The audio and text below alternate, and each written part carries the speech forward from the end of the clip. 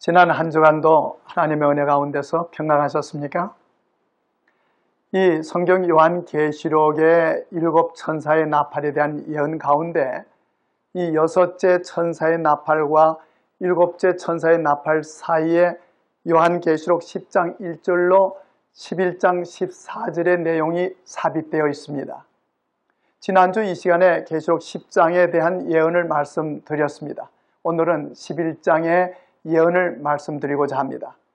이 계시록 11장 1절에 또 내게 지팡이 같은 갈대를 주며 말하기를 일어나서 하나님의 성전과 제단과 그 안에서 경배하는 자들을 청량하라는 것입니다. 지팡이 같은 갈대는 청량하기 위한 잣대로서 이 표준 세번역 성경에서는 지팡이와 같은 청량자라고 했습니다. 이 에스겔 40장 3절에 보면 청량하는 장대라는 말이 기록되어 있습니다. 그리고 요한이 계시 중에 본 이 성전을 청량하는 것은 결코 이 지상에 존재하는 그 어떤 성전을 두고 한 말이 아님을 알 수 있습니다. 계시록 11장의 이 마지막 절에 이 하늘에 있는 하나님의 성전이 열리니라는 말씀을 보아 이 성전은 하늘에 있는 하나님의 성전을 가리키는 것입니다. 에스겔 43장 10절과 11절에 보면 인자야 너는 이 전을 이스라엘 족속에게 보여서 그들로 자기의 죄악을 부끄러워하고 그 형상, 성전 모양을 청량하게 하라. 그 모든 형상을 보이며 또 그 모든 규례와 그 모든 법도와 그 모든 율례를 알게 하고 그 목전에 그것을 써서 그들로 그 모든 법도와 그 모든 규례를 지켜 행하게 하라고 했습니다. 그러므로 하나님의 성전과 제단과 그 안에서 경배하는 자들을 청량하라는 이 말씀은 하늘에 있는 하나님의 성전과 하늘 성소 봉사에 대해 살펴 연구하라는 것과 그 성소 봉사에 관계되어 신자들이 마땅히 하나님의 법도와 규례를 지켜야 함을 나타낸 말씀인 것입니다. 이 계시록 11장 2절에 성전 밖 마당은 청량하지 말고 그냥 두라. 이것을 이방인에게 주었은즉 저희가 거룩한 성을 42달 동안 짓밟으리라고 했습니다. 여기에 성전 밖 마당이나 거룩한 성을 짓밟으리라는 것은 상징적인 의미를 나타내는 말인 것입니다. 그리고 42달 동안이라는 기간과 3절에서 1260일은 같은 기간으로서 이는 다니엘 7장 25절에 한 때와 두 때와 반 때와 같은 예언 기간임을 알 수가 있는 것입니다. 계시록 10장의 계시가 이 다니엘서 8장에 기초된 것과 같이 계시록 11장은 다니엘서 7장에 기초하고 있습니다. 다니엘서와 요한계시록은 종말에 관한 예언으로 서로 연결된 한 권의 예언서인 것입니다. 다니엘서는 종말의 때를 예언했고 요한계시록은 종말에 관한 예언을 개봉했습니다. 이는 다니엘서에서 봉함되었던 종말에 관한 예언이 요한계시록에서는 개봉되어 우리들로 지상 역사의 마지막으로 인도하는 것입니다. 이 두 예언서에서 언급되고 있는 세대 반은 3년 반이요 3년 반은 42달이요 42달은 1260일이요 그리고 1260일은 1260년간의 예언 기간인 것입니다. 종교개혁자 마틴 루터는 세대 반 42달 1260일을 중세 로마 교회사의 1260년간의 기간으로 적용했습니다. 1260년간이라는 기원 후 538년으로부터 1798년까지 로마 교권이 지상권을 누리던 기간을 가리키는 것임을 당시 대부분의 성경 주석가들은 이해하고 있었지만 불란서 혁명이 발발하고 1798년에 교황 비우스 6세가 그의 보좌에서 내려와 유배된 후 죽게 됨으로써 1260년이 정확하게 성취됨을 확실하게 인지하게 되었던 것입니다. 그리고 계시록 11장 3절과 4절에서 내가 나의 두 정인에게 권세를 주리니 저희가 굵은 베옷을 입고 1260일을 예언하리라.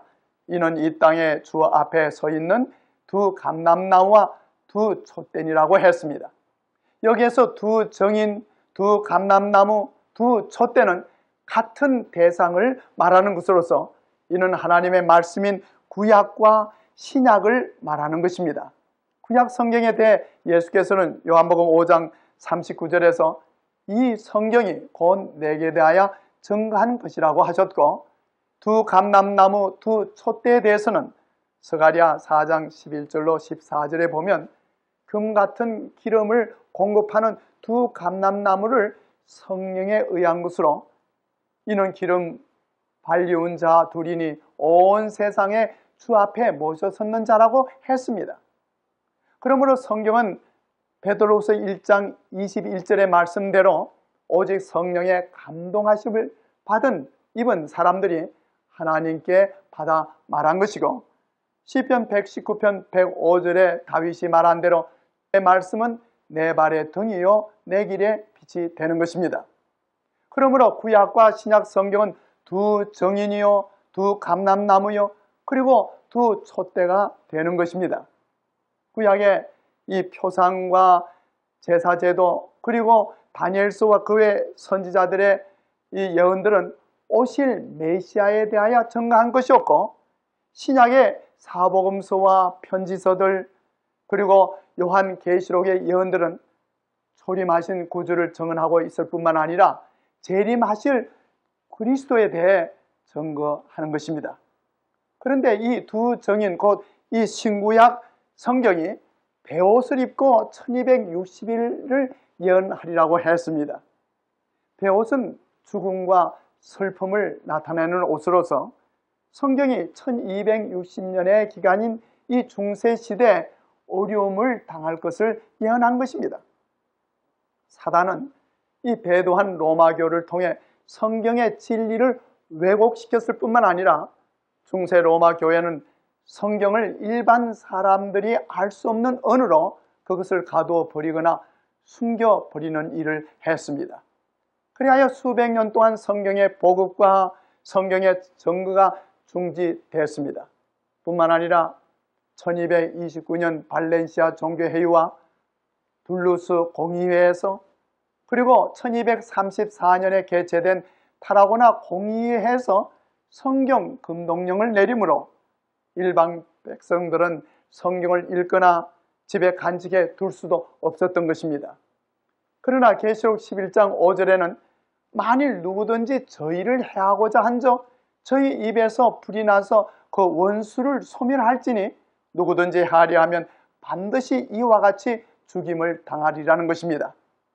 에레미야 5장 14절과 23장 29절에 보면 하나님의 말씀은 불이라고 했고 하나님의 말씀이 불과 같은 능력을 가지고 있음을 말씀했습니다. 만일 그 누가 하나님의 말씀을 반대하거나 혹은 더럽히거나 또는 사람으로 하여금 그 말씀에서 떠나게 하는 자들을 하나님의 말씀의 불같은 능력으로 그들을 멸하시겠다고 하신 것입니다. 하나님의 말씀보다도 자기의 이론에 치중하거나 인간과 타협하기 위해 성경의 명백한 뜻을 변하여 가르치거나 그렇게 행하는 자들은 결코 하나님의 심판을 면할 수가 없는 것입니다. 계시록 11장 6절에서 저희가 권세를 가지고 하늘을 닫아 그 예언을 하는 날 동안 비 오지 못하게 하고 또 권세를 가지고 물을 변하여 피되게 하고 아무 때든지 원하는 대로 여러 가지 재앙으로 땅을 치리라고 했습니다.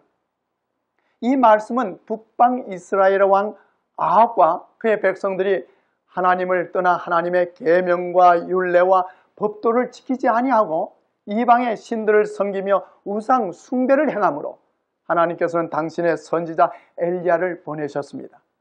이 열왕기상 17장 1절에 보면 엘리야가 아합에게 고하되 나의 섬기는 이스라엘 하나님 여호와의 사심을 가리켜 맹세하노니 내 말이 없으면 수년 동안 우루가 있지 아니하리라고 했습니다. 그리하여 3년 반 동안 비가 오지 않았습니다. 그리고 또한 출애굽기 7장 17절로 21절에 보면 하나님의 말씀을 거역하던 애굽 왕 바로에게 모세를 보내어 애굽 전국의 물이 변하여 피가 되게 했고 10가지의 재앙들을 임하게 했던 것입니다. 계시록 22장 18절에도 기록되기를 내가 이 예언의 말씀을 듣는 각인에게 증거하노니 만일 누구든지 이것들을 외에 더하면 하나님이 이 책에 기록된 재앙들을 더하실 것이라고 했습니다. 그리하여 앞으로 하나님의 말씀을 불신하거나 무시하거나 저버리거나 그리고 거역하는 사람들에게는 이 세상 마지막 때에 성취될 사건으로 계시록 16장에 기록된 7재앙이 임하게 될 것입니다. 계시록 11장 7절에서 저희가 그 정거를 마칠 때 무저갱으로부터 올라오는 짐승이 저희로 더불어 전쟁을 일으켜 저희를 이기고 저희를 죽일 것이라고 했습니다. 저희가 그 정거 곧 하나님의 말씀을 이 베옷을 입고 정가기를 마칠 때 곧 1260년 기간이 맞춰져 갈 즈음에 무저갱으로부터 올라오는 짐승이 있으리라고 했습니다. 이 무저갱이란 혼란과 혼돈을 의미하고 짐승은 나라를 의미함으로써 이는 혼란한 가운데 프랑스의 혁명공화국이 일어나리라는 예언의 말씀인 것입니다. 왜냐하면 앞서 말씀드린 대로 1261, 곧 1260년의 기간이란 로마 교권이 확립되고 첫 교황이 보좌에 즉위하던 기원 후 538년으로부터 1798년까지의 기간인데 이 기간이 맞춰지기 10년 앞서서 1789년부터 프랑스에서는 혁명이 일어났습니다. 하나님의 두 정인 곧 구약과 이 신약 성경을 침묵시키므로 이 프랑스 혁명 정부는 애굽의 무신론과 이 소돔의 부도덕이 나타나게 됐습니다. 계시록 11장 8절에서 저희 시체가 큰 성길에 있으리니 그 성은 영적으로 하면 소돔이라고도 하고 애굽이라고도 하니 곧 저희 주께서 십자가에 못 박히신 곳이라고 했습니다. 옛 소돔은 부도덕과 음란의 도성이었습니다. 하나님이 없다고 외친 이 프랑스 혁명공화국 시대에는 음란한 행위를 법령으로 공인하기까지 사회 도덕은 말할 수 없이 타락되었습니다. 어떤 사람은 프랑스의 혁명시대의 결혼을 간음의 예식이라고까지 평했습니다. 그리고 성경의 역사에 기록된 모든 나라들 가운데서 이 애굽처럼 대담하게 살아계신 하나님의 실존을 부인하고 그분의 명령을 거역한 나라는 달리 없습니다.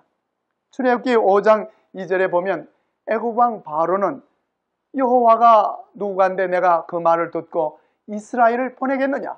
나는 여호와를 알지 못한다고 하여 하나님의 존재를 부인했습니다. 이는 무신론적인 태도요 발언이었습니다. 성경에서 애굽의 왕처럼 하나님의 권위에 대해 노골적이고도 오만한 태도로 반항한 임금은 없는 것입니다. 그런데 이러한 애굽의 통치자가 보인 하나님께 대한 도전적인 태도가 이 프랑스 혁명 정부에서 재현되었다는 사실입니다. 프랑스 혁명 정부는 하나님을 부인하여 무신론을 주장했으며 그리스도교와 성경을 없애고자 했습니다. 1793년 8월 10일에 자연의 여신을 상징하는 거대한 조각이 파리에 세워지게 되고 그해 11월 10일에는 이성의 여신을 상징하여 한 젊은 여성에게 흰옷을 입히고 그 위에 푸른색의 망토를 걸쳤으며 머리에는 이 혁명을 상징하는 빨간색의 모자를 씌웠습니다. 그것은 마치 불란스의 국기의 세 가지의 색깔과도 같은 것이었습니다. 그리고 이성의 여신을 상징하는 그 여인을 프랑스의 제1의 사원인 노트르담 성당 재단에 앉히고 그에게 경배를 했습니다. 그리고 선언하기를 장차 이 나라의 국교는 이성의 여신을 섬기는 것이라고 했습니다. 기록에 의하면 우주의 창조주에 대해 공공연하게 반역의 손을 든 국가로서 믿을 만한 기록을 남긴 나라는 세계에서 오직 프랑스뿐이다. 영국, 독일, 스페인 그 밖에 다른 나라에서도 하나님을 모독하는 자들과 무신론을 주장하는 자들이 계속해서 많이 존재해 왔고 지금도 여전히 존재하고 있다. 그러나 프랑스는 의회 결의로서 무신론을 선언했고 수도의 모든 인구와 그 밖의 모든 곳에서 무수한 사람들이 남녀를 막론하고 그 결의를 수락하고 기쁨으로 노래하며 춤을 춘 유일의 국가로서 세계 역사상 그 유래를 찾아볼 수 없다고 했습니다. 이처럼 프랑스를 지배하고 있던 무신론의 세력은 하나님과 그분의 거룩한 말씀에 대하여 싸움을 벌였는데 그것은 세계가 일찍이 목격하지 못했던 일이었습니다. 프랑스 의회는 1793년에 법령을 내려 종교란 사람을 속이는 것이다 라고 선언하는 동시에 하나님은 없다라고 외치면서 하나님을 예배하지 못하도록 금지시켰고 그리고 성경 출판을 금했고 출판된 성경은 모조리 압수하여 될 수 있는 대로 모멸적인 태도를 보이면서 불태워 버렸습니다. 하나님의 율법은 유린당하고 매주 7일의 안식일 제도를 폐지하고 그 대신에 10일마다 휴식일을 정하여 지키게 돼 그날의 부도덕한 향락과 하나님께 대한 모독적인 일을 행했습니다. 그리스도께 대한 정의가 이 나라에서보다 더욱 현저히 나타난 나라는 없었으며 성경의 진리를 이 나라에서보다도 더욱 맹렬하고 잔혹하게 반대한 나라도 없었던 것입니다. 계시록 11장 9절과 10절에서 백성들과 족속과 방언과 나라 중에서 사람들이 그 시체를 사흘 반 동안 목도하여 무덤에 장사하지 못하게 하리로다. 이 두 선지자가 땅에 거하는 자들을 괴롭게 한 거로 땅에 거하는 자들이 저희의 죽음을 즐거워하고 기뻐하여 서로 예물을 보내리라고 하더라고 했습니다. 1793년 11월에 이 프랑스 의회에서 성경을 폐지하고 하나님께 대한 무신론적인 법령을 결정했습니다. 이로써 프랑스는 하나님의 말씀을 침묵시켜 버렸습니다. 그리하여 거룩한 성경은 시체가 되어 그 거리에 넘어져 있었고 사람들은 공공연하게 하늘의 하나님을 모독했습니다.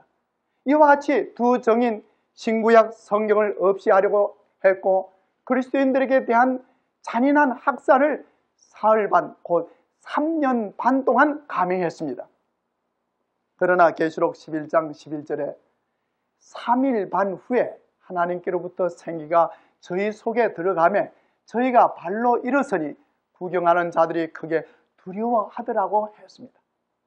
성경을 폐기하는 법령을 통과시킨 이 프랑스의 의회가 3년이 지난 후 바로 그 의회에서 성경을 승인하는 결의를 했습니다.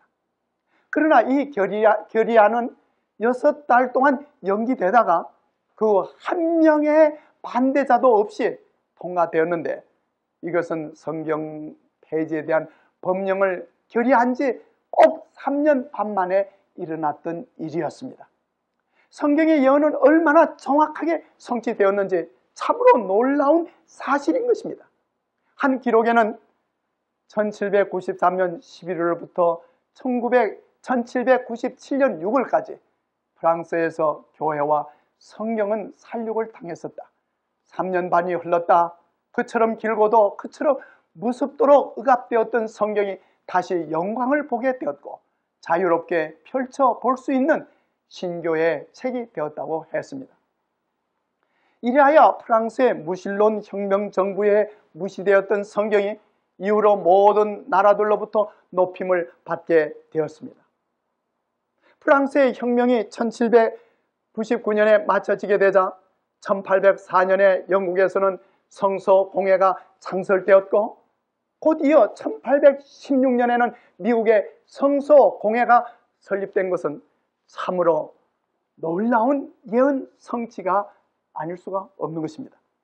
오늘날 성경은 무려 1100 이상의 언어로 번역되어 적어도 세계 민족의 10분의 9가 성경에 대해 들을 수 있거나 읽을 수 있으며 그리고 자국어의 성경을 가지고 있는 것입니다. 끝으로 계시록 11장 13절과 14절에 보면 이때 큰 지진이 일어나서 성 1/3이 무너지고 시진에 죽은 사람이 7천이라고 했고, 그리고 둘째 화는 지나갔으나 보라 셋째 화가 속히 이르겠다고 했습니다. 이는 무신론적 혁명으로 일어난 참화를 상징적으로 언급한 것입니다.